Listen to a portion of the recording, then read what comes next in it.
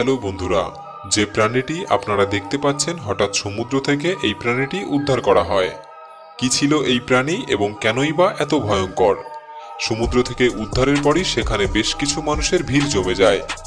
তারপরই যা ঘটনা ঘটে তাতে দৌড়ে পালানোর মতো অবস্থা। আপনারা হয়তো জেনে থাকবেন সমুদ্রের রহস্য দুনিয়ার সবথেকে অন্ধকার জায়গা, যার 100 ভাগের মধ্যে 80 ভাগ আবিষ্কার করা বিজ্ঞানীদের পক্ষে এখনো সম্ভব হয়নি। আজকের ভিডিওতে আপনারা দেখতে চলেছেন সমুদ্র তটে খুঁজে পাওয়া কিছু ভয়ঙ্কর জিনিস, যেগুলি দেখা মাত্র দৌড়ে পালানো উচিত। তা না হলে আপনার অবস্থা ঠিক এরকম হতে পারে। ভিডিওটি শুরু করার আগে আপনাদেরকে আরেকটি কথা বলে নিই, আপনারা যদি আমাদের এই চ্যানেলে নতুন হয়ে থাকেন তাহলে অবশ্যই আমাদের চ্যানেলটি সাবস্ক্রাইব করবেন। সমুদ্র তটে বালির মধ্যে লুকিয়ে থাকা এই প্রাণীগুলি দেখতে যতটা আকর্ষণীয় ততটাই ভয়ঙ্কর। স্যান্ড ডলার্স তখনই আপনার ক্ষতি করবে যতক্ষণ এরা বেঁচে থাকবে। সাধারণত এরা জল ছাড়া বেশিক্ষণ বেঁচে থাকতে পারে না, তাই নিজেদেরকে বালির মধ্যেই লুকিয়ে রাখে। আপনি এদেরকে দেখে নির্ধারণ করতে পারবেন না আসলে এরা জীবিত নাকি মৃত, তবে কিছু রং দেখে এদেরকে বোঝা যায়। আমি একটি গুগলের আর্টিকেল স্ক্রিনে শেয়ার করছি, আপনারা চাইলে ভিডিওটি পজ করে দেখে নিতে পারেন। এই সমস্ত স্যান্ড ডলার্সের প্রজাতি ইকিনোক্রোম নামে এক ধরনের ক্ষতিকারক পদার্থ নিজেদের শরীরে তৈরি করে, যে পদার্থটি মানব শরীরের রং হলুদ করে দিতে পারে। তাই এই সমস্ত প্রাণী দেখা মাত্র স্পর্শ না করেই পালিয়ে যাওয়াই অনেক ভালো। আপনার ভাগ্য যদি খুবই খারাপ থাকে তবে সমুদ্র তটে দেখা মিলতে পারে মৃত এই তিমি। আমাদের তৃতীয় শ্রেণীতে যখন জিজ্ঞাসা করা হয়েছিল পৃথিবীর বৃহত্তম প্রাণী কোনটি, আমরা সকলেই হয়তো উচ্চস্বরে বলেছিলাম নীল তিমি। অনেকেই হয়তো জানেন না একটি নীল তিমি প্রায় 25টি প্রাপ্তবয়স্ক হাতির সমান। যাই হোক, আপনারা হয়তো আন্দাজ করতে পারছেন। এখন কথা হলো আমরা কেন মৃত তিমির থেকে দূরে পালাবো, রাইট? তাহলে এই ভিডিও ফুটেজটি আপনার জন্য।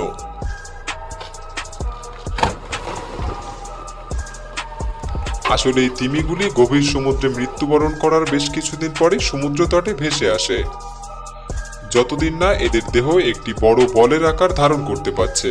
ততদিনে এই মৃত তিমির শরীরে থাকা কোষ এবং অর্গানগুলি পচনের ফলে মিথেন, কার্বন ডাই অক্সাইড এবং নাইট্রোজেনের মতো তীব্র গ্যাস তৈরি করে, যে গ্যাসগুলি ওই মৃত তিমিকে যখন তখন এক্সপ্লোশন বা বিস্ফোরণ হতে সাহায্য করে, যার গতিবেগ প্রায় 70 কিলোমিটার পার ঘন্টা। এবার বলুন, আপনি দাঁড়িয়ে থাকবেন নাকি ওই প্রাণীগুলিকে দেখা মাত্র দৌড়ে পালাবেন?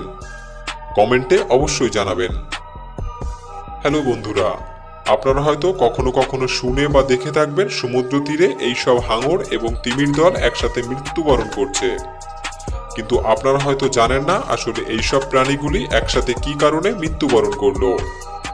কিছু বিজ্ঞানীরা ধারণা করে এগুলি হয়তো জাহাজের তীব্র আওয়াজের কারণে হতে পারে, তবে আমরা আপনাদের যে মুহূর্তটি দেখাতে চলেছি হয়তো এইসব কারণেও হতে পারে।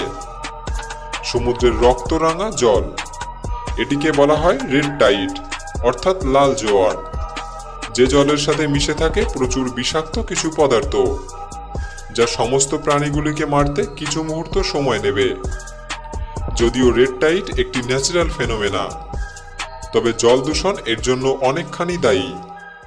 জলের এমন লাল বর্ণ আপনার জন্য বেশ বিপজ্জনক।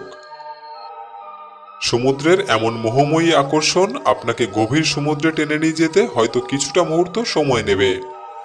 সূর্য অস্ত যাওয়ার পরেই সমুদ্র তীরে দেখতে পাওয়া যায় এমন অপরূপ দৃশ্য, দেখে মনে হবে হাজারো তারার কিছু ঝকমকে দৃশ্য। জলে স্পর্শ করতেই দেখতে পাবেন এমন আলোর ঝিকিমিকি। আসলে সমুদ্রের এই আলো এক ধরনের প্লাঙ্কটন, অর্থাৎ সমুদ্রের কিছু ছোট ছোট জীবের একসাথে মিশে যাওয়ার ফলে এমন প্রাকৃতিক শোভা তৈরি করে। সমুদ্রের এমন মোহময়ী শোভা যে কেউ একবার হলেও ছুঁয়ে দেখতে চাইবেন। তবে এইসব প্লাঙ্কটন কিছু কিছু সময় বিষাক্ত হয়ে থাকে, যা মানবজাতির পক্ষে বেশ ক্ষতিকারক। এছাড়াও এইসব সময়ে রেড টাইড অর্থাৎ লাল জোয়ার আসার সম্ভাবনা থাকে, সেটা আপনার জন্য আরো বেশি মারাত্মক হবে। হ্যালো বন্ধুরা, জেমস টেইলর নামের একজন ব্যক্তি সমুদ্রে ডাইভিং করার সময় দেখা মেলে জায়ান্ট স্কুইড নামের এই প্রাণীটির সাথে। সমুদ্রের এই প্রাণীগুলি এতটাই বন্ধুত্বপূর্ণ হয়ে থাকে আপনি একবার হলেও স্পর্শ করতে চাইবেন। এতটা বন্ধুত্বপূর্ণ হওয়ার কারণে ওই ব্যক্তির ডাইভিং বোর্ডের উপর উঠে পড়ে, কিন্তু তারপরই যা ঘটে তা আপনাকে চমকে দিতে পারে। ওই ব্যক্তি দড়ি দিয়ে বেঁধে প্রাণীটিকে ডাঙায় নিয়ে আসে। সবাই প্রাণীটির চারপাশে ভিড় করে দাঁড়িয়ে ব্যাপারটা উপভোগ করতে থাকে।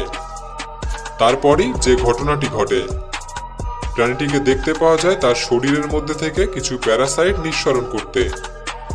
এমনই মনে হচ্ছে যেন শত্রুদেরকে আক্রমণ করার মুহূর্তে আছে প্রাণীটি, যা মোটেও স্বাভাবিক ছিল না। এই সমস্ত প্রাণীদের ফাঁদে একবার পড়লে নিজের বিপদ নিজেই ডেকে আনবেন, তাই এদের থেকে দূরে থাকাই অনেক ভালো।